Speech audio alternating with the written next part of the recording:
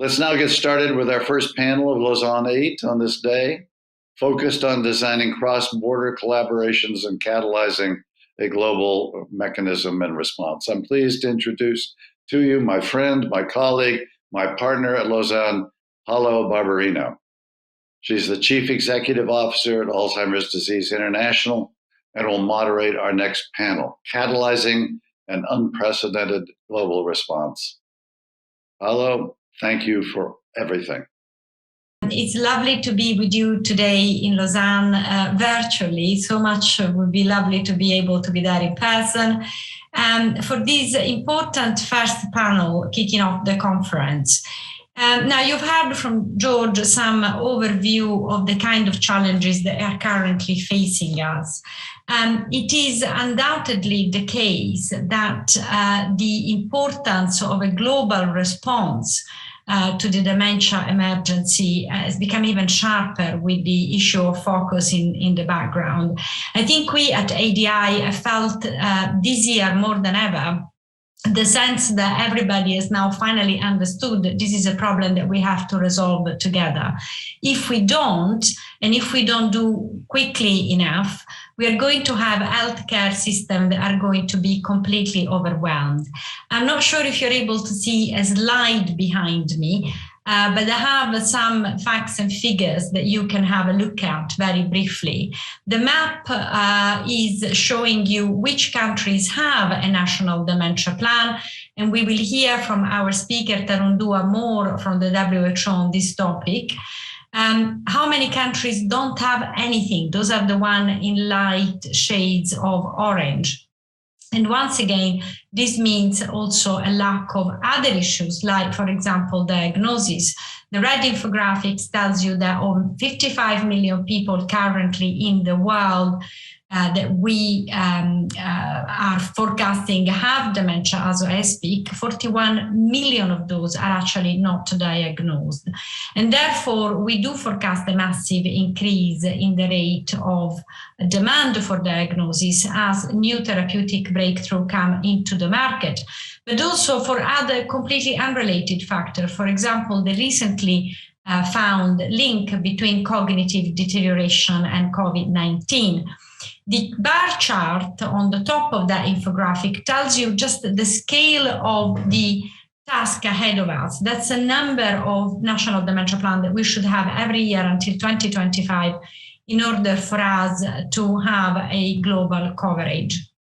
So what I'm here to tell you is a little bit more about a number of other organizations that, as ADI, are working very, very hard in order to try and meet these targets. They will tell us about their aspirations, their visions, but also about some of the challenges. So it's my pleasure to ask my panelists to briefly introduce themselves, starting from Tarun Dua. Tarun, the floor is yours. Thank you very much, Paola. Can you hear me? Yes. Hi, my name is Tarun Dua. I'm the head of the Brain Health Unit in the World Health Organization headquarters. Thank you, Tarun. Surya, please. Paola, thank you. It's a pleasure to be here again with you on a panel. My name is Surya Kolori. I'm with Bank of America. And within Bank of America, we have a scaled retirement business. And I lead retirement research and insights for our team. Paola, thank you for having me on. Thank you. Andrew, please, would you introduce yourself? Hello, Drew Holdapple. Thank you so much for this opportunity. I serve as the Secretariat of the Davos Alzheimer's Collaborative. And last but not least, Philip. Hi, Paola. Thank you for the kind invitation to be here. My name is Philip Scheltens. I'm a professor of neurology at the Amsterdam University Medical Center and as such the director of the Alzheimer's Center, and also here in the position of the managing partner of the newly established LSP Life Science Partners Dementia Fund. Thank you very much. Philip, you'll hear from all panelists in a second, and now it's my pleasure to give the floor to Tarun Dua of WHO. Tarun. Thank you very much, Paola. I don't know if you can see a slide, the holding slide. You can. Brilliant, because I can't see it, so that's why I'm asking. As Paola mentioned, I think this edition of the Lausanne workshop is very important because we have to start thinking in terms of building back better from the COVID-19 pandemic. There is a lot that we have learned from it, and we have realized the impact the pandemic has had on people with dementia and their families. And therefore, I think there is a paradigm shift that is required in our thinking, in our working together. Paula mentioned in terms of the number of people that are living with dementia, 55 million people globally. So these were part of our recently released report on the Global Status Report on Public Health Response to Dementia.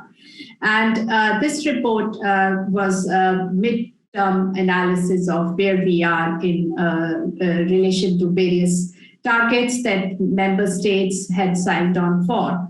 And if you can look at the graph on the right-hand side, the road to achieving the targets, and if you look at those roads, and if you look at the yellow and the green color, we are very much behind. And I think we will, if we do not start thinking differently, if we do not start working differently, we will not be able to achieve the targets that we signed in for. Paula mentioned the number of, showed you the graph with the number of countries who have national dementia plan.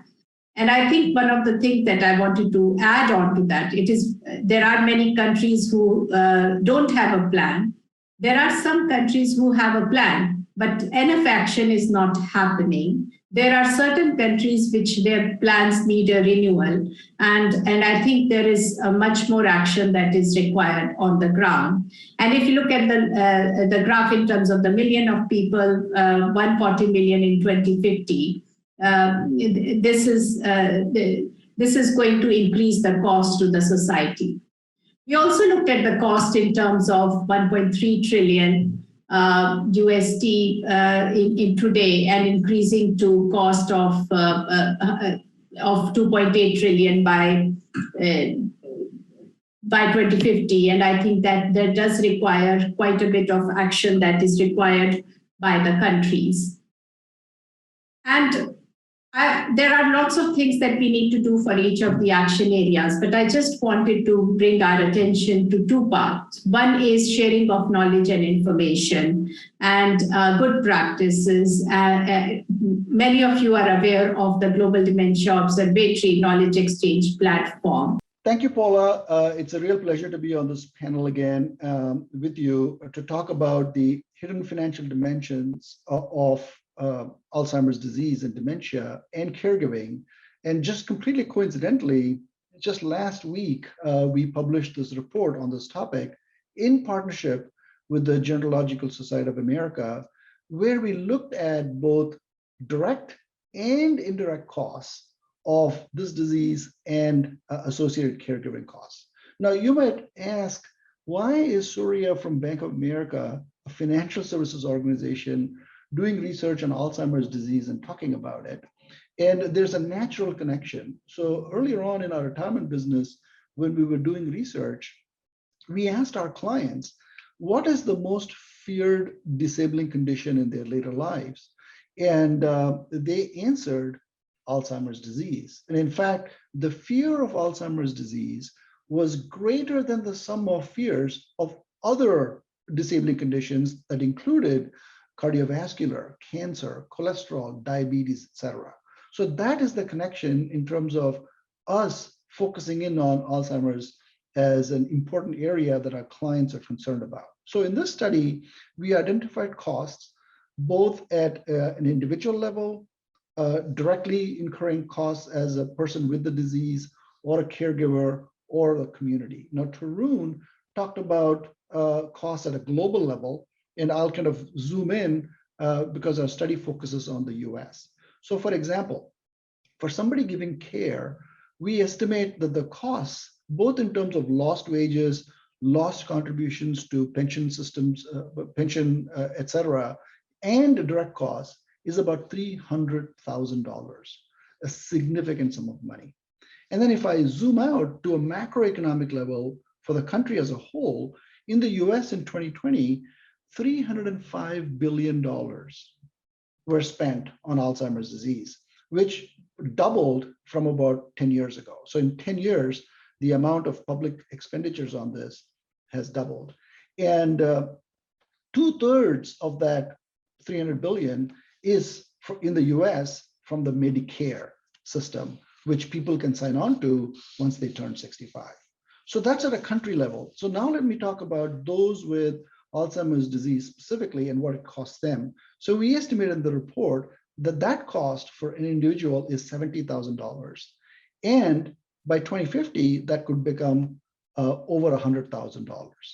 And in comparison, for somebody who does not have Alzheimer's disease, that number would be about $37,000. So a 3x difference in terms of costs incurred for somebody without Alzheimer's disease and somebody with Alzheimer's disease. Now, in the retirement business in the US, we know that 10,000 baby boomers turn 65 every day. So that's about 5 million a year. And we also know that when we get to 85, the chances of getting steep cognitive decline or Alzheimer's is 1 in 3. So we can run a model on how much of the population is going to be exposed to Alzheimer's disease, and thus increasing individual costs and increasing costs to the public purse as well. So for example, in the US in 2020, about 7.2 million people have Alzheimer's disease. And by 2040, that number is expected to be in the 12 million range. So significant costs to be incurred. Let me make a small point on disparities as well. And I'm sure Tarun would agree with me, given that she was making this point on a global basis. But even within the US, there are disparities, particularly with communities of color. So for example, with Black African Americans, the incidence could be as much as 2x. And with the Hispanic Latino population, as much as 1.5x. So there could be a double whammy with communities with these disparities. Let me also make a point on the workplace. One of the things that we identify in our research is that although there are many folks who do give care while being fully employed, taking care of elders and their family at home, they do not identify themselves as caregivers. And so this is an important point, because if they don't identify themselves as caregivers, they're not communicating it, and thus employers and managers can't get their arms around the size of this issue within their company.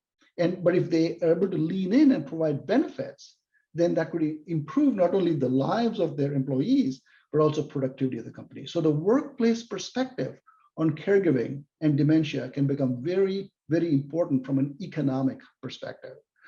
So in conclusion, let me say that one should be viewing health and wealth as two sides of the same coin. And within that health bucket, caregiving and dementia and Alzheimer's become a very, very important variable. And so as we help clients plan for these longer lives, taking into account both health and wealth become a very important consideration. So with that, Paula, let me turn it back to you. Thank you. Surya, this has been really interesting, reminded me a few points which I'm going to suggest to the audience perhaps to read as a further thinking around this important issue. On the issue of the cost of informal care, remember there's a great report that was done by Anders Vimo with ADI in 2019, I think, that tells a lot about bringing this particular issue that Surya talked to us about to a global level. A lot around the point on minorities, groups within a particular country, that is so important. And let's also remember that within the global debate, lower and middle income countries are constantly lesser served. In that report on diagnosis, for example, we found out that about 60% of people in high income country are diagnosed, but we're talking of only about 10% in lower and middle income countries, so very, very bad indeed. And this point about caregivers, so poignant. If anyone in the audience is from Italy, they will know that the government passed some law last year around offering a subsidy so that people that are caregiver could continue to work, for example. So there are really widespread social issues behind this particular point. So thank you, Surya. Very interesting to see this taken from a bank viewpoint. I mean, ultimately, bank serves all of us. and your customer will be honest with you about what their worries are financially. Now, without further ado, I'm going to hand over to Drew Holzapfel, who will tell us a little bit more about what the Davos Alzheimer Collaborative Project is doing in this space particularly. What is the vision? What is that the program is trying to achieve? Drew, over to you. Great. Well, thank you very much. The Davos Alzheimer's Collaborative was initiated in Davos, Switzerland during the World Economic Forum's annual meeting in 2020. We call it DAC for short. And Paula, you and Tarun have made it clear that this is a global problem and a global opportunity. And DAC is fueled by the mission of service to 150 million families and 500 million people inevitably impacted by this disease by 2050. And as you've made clear, these people do not live in one region or one country. So DAC is a collaborative benefit for all people living in all places, living with Alzheimer's disease or at risk for developing it. We're borrowing a few key elements from other successful global efforts that address large public health issues, including Gavi and CEPI. We have a goal of raising over $700 million for a 6-year scientific plan. In this scientific plan, it's important to note, many of you have informed either through participation in prior Lausanne meetings or through engagement while we were building it. There are 3 primary components to DAC. The first one is developing a global cohort. So we intend to increase our understanding of the heterogeneity of the disease by working with existing cohorts around the world, from Malaysia to Argentina to China to the US to the UK, and adding measurements that are relevant to Alzheimer's disease research to these existing cohorts, essentially making them fit for purpose, and then making sure that that data is available widely to researchers across the world so that we can all engage targets and associated biomarkers. The second piece of the Davos Alzheimer's Collaborative is to build a global clinical trial platform. Simple goal here is to do trials better, faster, cheaper. We're looking to first take our lessons we learned in North America through the Global Alzheimer's Platform and build these in Europe, move to Asia, Central and South America, and eventually the globe. We are actually in active discussions right now to do a clinical trial in Africa. With the exception of South Africa and Egypt, the continent has seen almost 0 clinical trials for Alzheimer's disease. However, there's great infrastructure to do these clinical trials in Africa. It is the place to go to when you're researching HIV, AIDS, malaria, other infectious diseases. So Pharmaceutical Foundation's giving us the rest of world rights to an investigational compound that we will try in the region. And if successful, we'll have the ability to distribute it to the region. We're hopeful that some diagnostic companies that will be able to help give us the medical technology we need to do this study.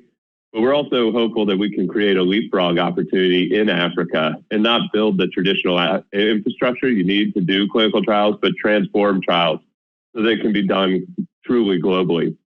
And the last piece of the Davos Alzheimer's Collaborative, and I'll turn it back to you, is we're aiming to help facilitate the implementation of global commitments and strategies for healthcare system preparedness.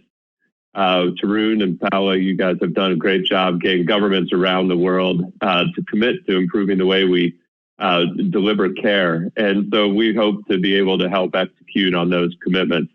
Our starting point for this is early detection of the disease, and speaks to the statistics you offered, Paula, before you turned it over to me. And so we're implementing pilots in the clinic in Jamaica, US, UK, Mexico, and Brazil, and also Japan, to see how we can deploy new tools like digital cognitive assessment and blood-based biomarkers into routine clinical care. So those are the 3 pieces of the Davos Alzheimer's Collaborative, and we truly are trying to scale innovation globally. So I'll stop there, Paula, and turn it back to you. Well, thank you so much, Drew. There is a lot to this initiative, and the vision, as you have highlighted in your slide, is huge. I doubt a lot of people knew about Gavi and CEPI before COVID-19 hit us, but boy, weren't we really glad they were there and staffed with incredibly technically competent people that then could lead us to where we are at the point in which we're actually hoping to be able to hug each other next year in a few months. So this just shows the importance of this mechanism that are forward-thinking, that are visionary. So thank you very much for telling a little bit more about that. And can I remind everybody in the audience that we will be opening for questions after the intervention of Philip. So if you have heard anything and you have any query, please do make sure that you address them to us in the panel, and we will try and reply them after Philip's intervention. Now, the floor is Philip's, who will tell us about an incredibly exciting and interesting initiative, the LSP Dementia Fund, which is a global mechanism of action through innovative financing. And gosh, don't we know that we need more financing in research? We always scream about it in ADI, but Philip, you're doing something about it. So please let us know. The floor is yours. Thank you very much, Paula. You just gave a perfect abstract already from what I'm saying, what I'm going to say. So I think we have heard about the prevalence, we've heard about the costs, we have heard about the caregiver burden, and very interestingly, we heard that everybody basically that talked to Surya has told him that the number one sort of disabling condition is actually dementia. And I think I can only agree with all those facts. And it is really sobering to realize that these facts are there, and if we don't do anything, it will only increase and it will only be worse. So what is needed? I think there are two things that are needed is, of course, invest in care. I mean, for the patient of today, care is the most ultimate and most important thing, and much needs to be improved in the various countries. But also invest in cure. And for cure, we need research, but we also need money.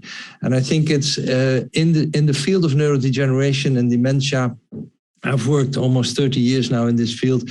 I think we are now where oncology was 10 to 15 years ago, I think. I myself spent my whole career on improving diagnosis and getting more molecular insights on what's happening in the brain in the various dementia syndromes. And I think we've gone a long way, and we really have improved on our knowledge. And we are now able to at least diagnose Alzheimer's in life, in living persons, in a very, very early stage. But it has not yet yielded any therapy. And of course, I hear you thinking, yes, well, first in June 7th, we have the first intervention approved by the FDA, which is indeed true. And it's exactly a very, very important milestone. And unfortunately, a lot of debate has gone around it, and there's a lot of things to say about it. But my positive view here is that we need such an opening of the door, although a little bit only by the FDA, to get a sort of revival of the optimism that we are needed in this field, to see, yes, it is possible to at least develop drugs for what we used to call the graveyard of dementia or Alzheimer's disease. But we are far from there yet. We are far from the ultimate solution. A few solutions will come for Alzheimer's disease, but only for a part of the disease and only for a very small part of the population. So for all the other neurodegenerative dementias, we need treatments. And what we have learned from the field of oncology, I think, is what to bridge the development of drugs is to bridge the gap between the discoveries that are being made in universities and labs all over the world. Thanks to also the increased government funding, we will have more of those in the future. And on the other side, we have the pharma companies whose pipelines are virtually empty. And we need to sort of bridge that gap by innovative funding. And I think it is very sort of sad to realize that for particularly Alzheimer's disease or dementia, there is hardly any mechanism to bridge that gap. And that's what venture capital is actually here for. And the venture capital has proven its success in oncology, where we have so many drugs, but also some of the neurological diseases like multiple sclerosis have gone a long way. And that is actually what we need in dementia. So we have the Dementia Drug Discovery platform, actually, that was started in 2013 with the G8 conference. That is quite a large body of funding money to exactly fund research out of the discovery into biotech and ultimately going to the big pharma. And what we have added to that armamentarium is actually our dementia fund, which is hosted by Life Science Partners, which is the largest life science investor in Europe, recently acquired by EQT, which is the largest private equity partner in Europe. And there's a lot of money now available through these two funds, and hopefully more in the future, to actually invest in promising startup companies, to develop their teams into real biotech companies, to get their drugs from phase 1 to phase 2, and then attract big pharma to take over to do phase 3. I think that's exactly what is needed now in this time and age, where we have gone so far in discovering and developing the knowledge of the disease, but bringing it to the patient needs money, and venture capital money is there to do this. And I'm very happy to be able to lead this new fund. Actually, since 1 year, we already invested in 4 companies. We have now more than 100 million in cash, and we're still fundraising. And together with the Dementia Discovery Fund, we're actually together in this field as well. And we are partnering also together to fund companies. And I think that's the ultimate solution. And we will get there ultimately, and we will get there where oncology is now. Thank you. Philip, this is what we need. An injection not only of cash, but also of optimism in what that can achieve. And as you said, I quote you, the graveyard of dementia and Alzheimer's. Yes, it has been that for so long. It was 15 years before we have seen another therapeutic breakthrough, and things are abuzz, and there is enthusiasm in the air, and hopefully the investors that we desperately need in order to look at a wider range of treatments. Of course, I am from ADI, so I have to remind everybody that treatment is not just therapeutic, it's also treatment that has to do with care, for example, and everything that families can do in order, and people that are living with dementia can do in order to make the life more worth living. And there is plenty that can be done, and there is still a lot that is not done. With that in mind, I've seen that there is a question that has been coming in around stigma. Somebody was asking, what are we going to do also around the issue of stigma? And indeed, I have to say, as you may know, we are trying our utmost best with that too, through World Alzheimer's Month, World Alzheimer's Day, which I hope you take part in, but also the recent World Alzheimer's Report on Diagnosis, just to give one example, is full of point of view and perspectives that are coming from community that are actually living the stigma, and where the stigma is a major barrier to diagnosis, let's not forget. With that in mind, to open this question a little bit more widely, I'd like Tarun first and then Surya to comment on this issue of the importance of stigma also in this particular discussion, because the WHO is doing a lot. And Surya, you might have some insight from your audience. Tarun first. Thank you very much, Paula. And since I have the floor, I just wanted to thank inputs from Surya, Drew, and Philip, and bringing in the perspective from what's happening in the field of dementia research. And a couple of, I think, comments here. One is, as I mentioned earlier, that for us at WHO, this is really great to see it happen. But for us, the marker of success is that how much of the research that will happen is bottom-up, co-created with low and middle-income countries. And I think that's something that will be important as a marker, Philip, if you would, you would think about it, how to go forward. And also that while totally, as Paula said, while we need more this research into cure, there's a lot that there is inefficiencies in terms of the care models and what can be done about it. And I think that part of health systems research is also extremely important. And there should be, and that would be also another marker of success, to see how much of the balance we have between the basic science and the implementation research. The second point, Paula, since just to say is that while we invest in the research and they are important, I think it's also that, it's also ultimately that how many people with dementia and their caregivers and the families receive the care and the services that is required.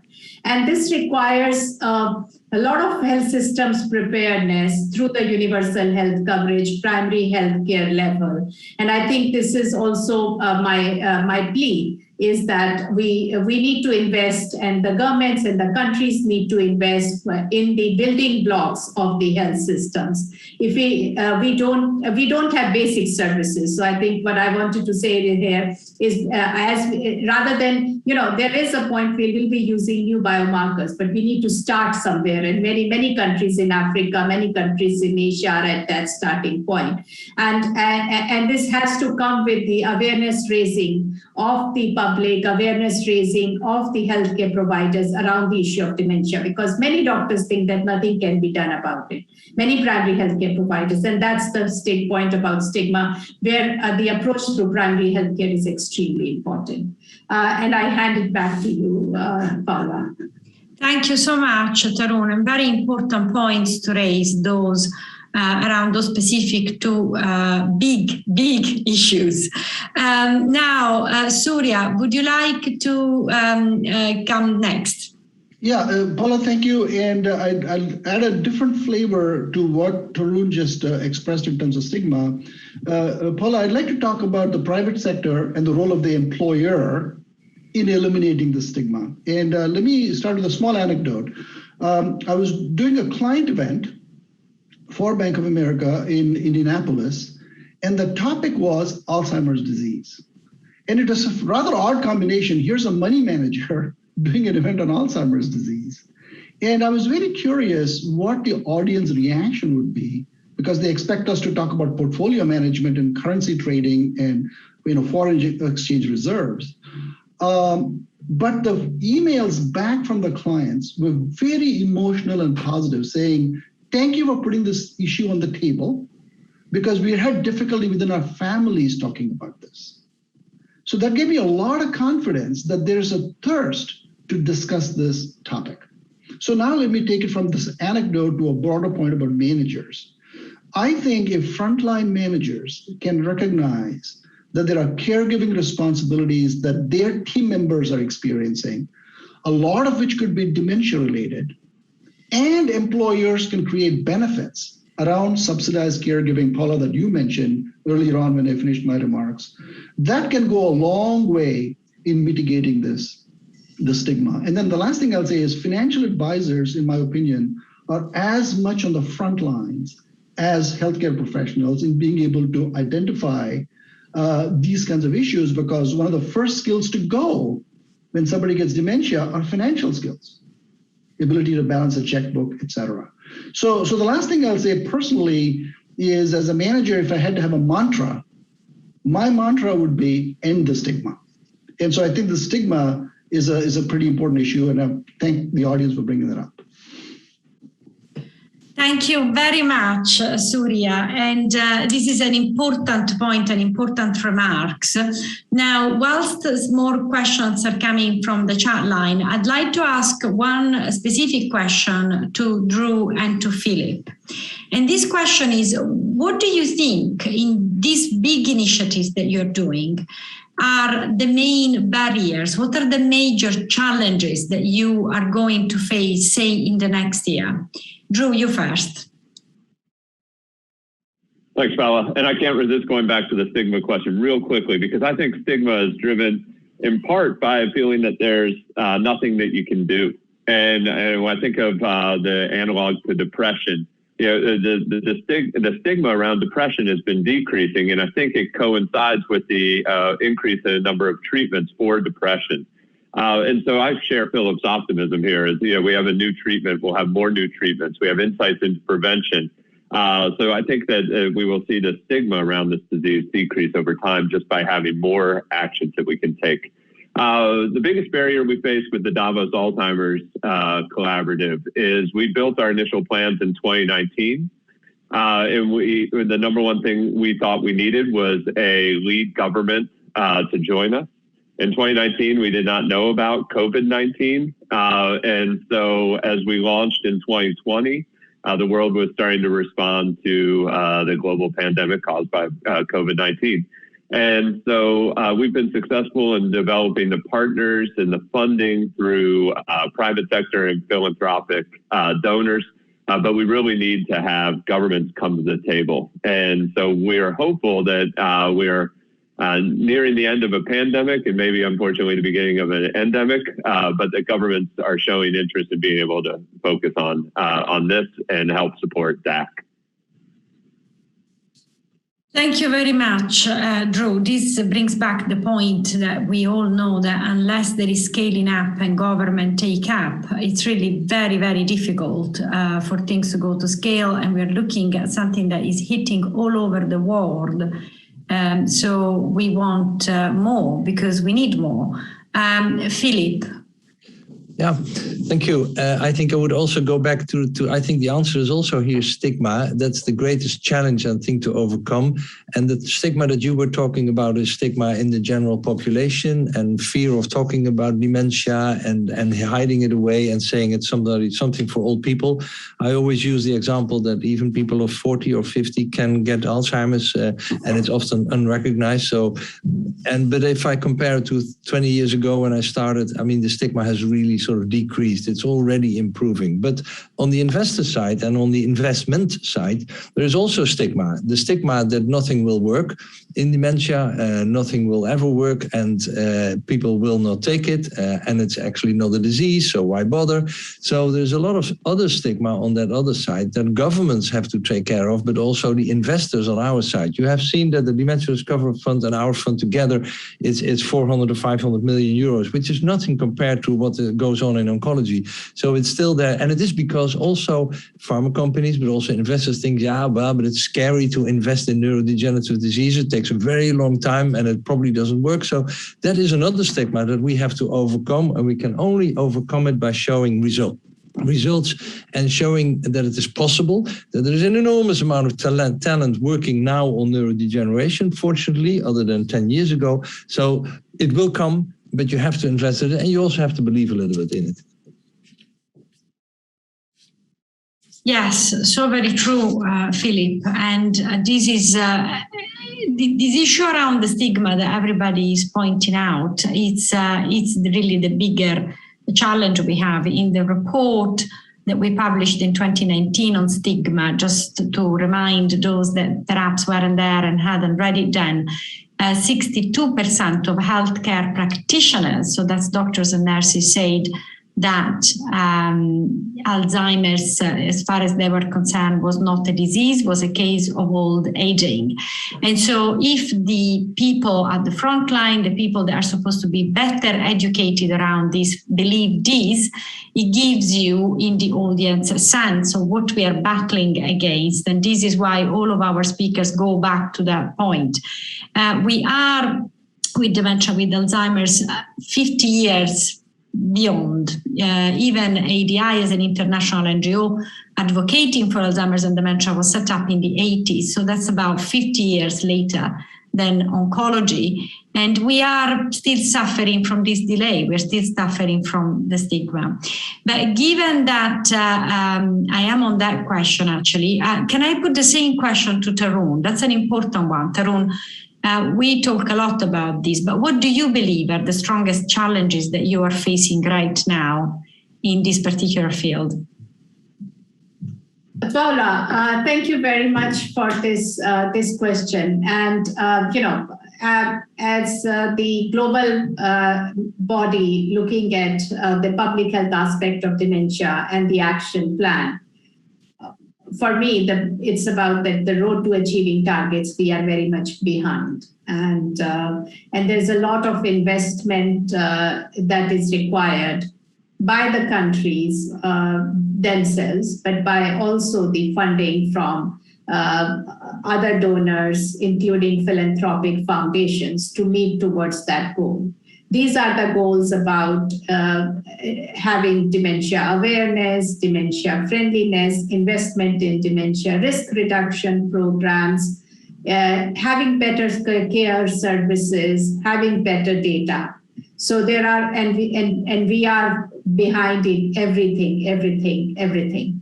And so unless and until there is prioritization, commitment, and leadership that is shown by all the countries, we will not be able to achieve all the targets that we had set out for by 2025 or even by 2030, by the time which is the era of the Sustainable Development Goals. And this requires rebuilding our partnerships, working together. So that's the biggest challenge that we face. And this is for me a call to action to say that let's come together, let's invest in this public health response to dementia. Thank you so much, Tarun. So true. Unless we work together, we'll never get anywhere anyway, because there's so few of us and there's so many people out there that have it. Surya, just to bring you back into the discussion on that point about caregivers, I got a comment whilst we were speaking about the fact that in the UK, there is the equivalent of a carer passport that carers can carry around so that employers are aware and be sensitive about their specific role. Is there anything in your study of this situation in the States, anything similar that you have found in the States, given the federated nature of the US? You may have different systems in different nations. Yeah, that's a great idea, the caregiver passport. What we do find is employers are increasingly creating benefits as a way to improve their own productivity in their companies and coming up with a variety of ways in which caregivers at work can be helped. For example, in my own case, my father is 85, and I was able to use benefits at Bank of America to get him a caregiving consultation. That is, if he gets dementia, what are the options of various caregiving? In-home nursing, part-time, in-home full-time, nursing home, assisted living, with costs. So what my brother, my dad, and I experienced as a result of that consultation was peace of mind. So imagine me as an employee getting peace of mind because my company gave me a benefit to be able to do that. And the market value for that consultation is $2,000. That's a huge benefit. Similarly, subsidized caregiving. Similarly, being able to do paperwork. In the US, only 18% of Americans have the combination of a will, a power of attorney, and a healthcare directive. So you can imagine the mess, the financial mess that could be left behind if you did not have paperwork in place. And so we have benefits that help our associates get that paperwork in place. So these are very important considerations to be able to help employees. But with that caregiving passport in place, it becomes much more efficient, that process. So that was a great idea by the audience. Yes, thank you very much. I can see that we have another point that has come in, actually. There is a point about the fear of investment. What can the scientific community realistically obtain in the short term as a tangible result that would reassure investors? It's a big question. Can I ask Philip to take that question for us, given we have a very few minutes left?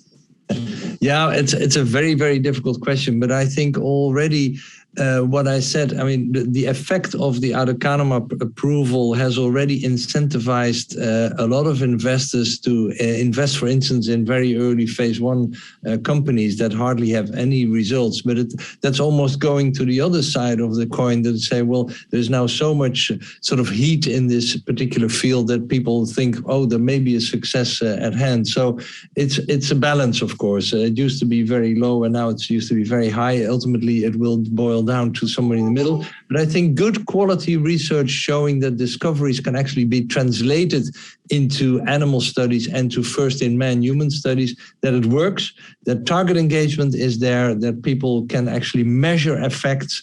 That is something that we can offer as a scientific community to the investors, giving trust that these things can actually work and have a path that is equal to other medications in other fields.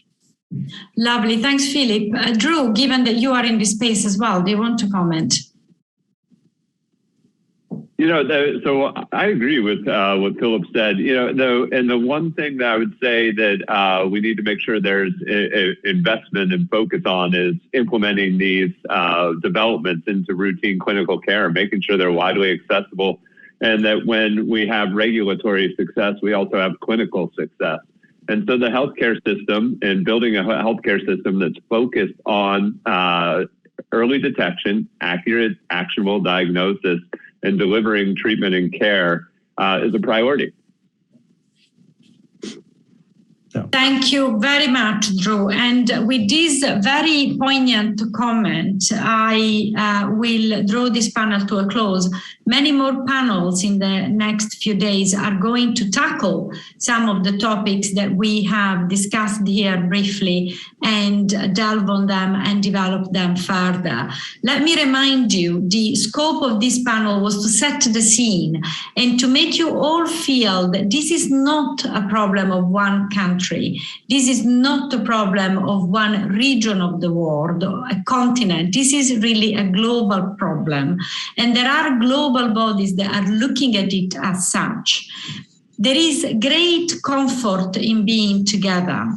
In my career, I have talked to government that did not want to talk about dementia, and I'm sure that's been the case with Tarun as well. It's very difficult because for many, because of the stigma that we were discussing about just a minute ago, the stigma is too big, the stigma is too high, and they still don't want to discuss it. They don't want to admit they have a problem. But we do have a problem. I hope this panel has convinced you that we do need to find common solutions.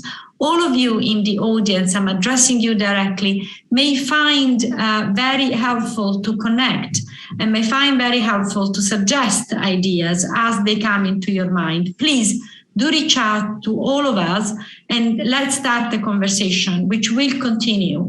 We have plenty of other fora where to discuss them further in the next few months, few years, and I hope not in few decades. I hope we may find some wonderful solution thanks to all the people that are working so hard in this forum much sooner than that. And with that, I thank my panelists. I thank Tarun, Surya, Drew, and Philip, and I thank all of you for listening to us. Goodbye.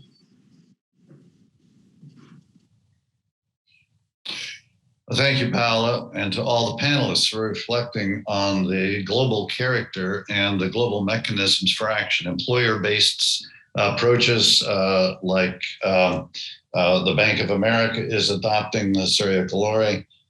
Capital can move globally, as LSP has noted in its partnership with the Dementia Discovery Fund, and global mechanisms like the Davos Alzheimer's Collaborative. Surya's recitation of the cost to individuals and then the number of individuals affected reminded me of a story, a conversation attributable to Jonas Salk back in the 1950s when polio was rampant and there were iron lung hospitals, something that nobody in this generation knows anything about. But iron lung hospitals where people suffering from polio were being housed in iron lungs, measured in the hundreds per hospital. And someone had said to Jonas Salk, we're going to have to build more iron lung hospitals. And he said, no, we're not, because we're going to get a cure. Cure is a lot cheaper than taking care of the hundreds of millions of potential people affected by this disease, whether they have the disease or in their families. So I think we have got to recognize that the transition of cost of drugs while we're curing this disease is going to be high, and we'll have to figure out how to finance this.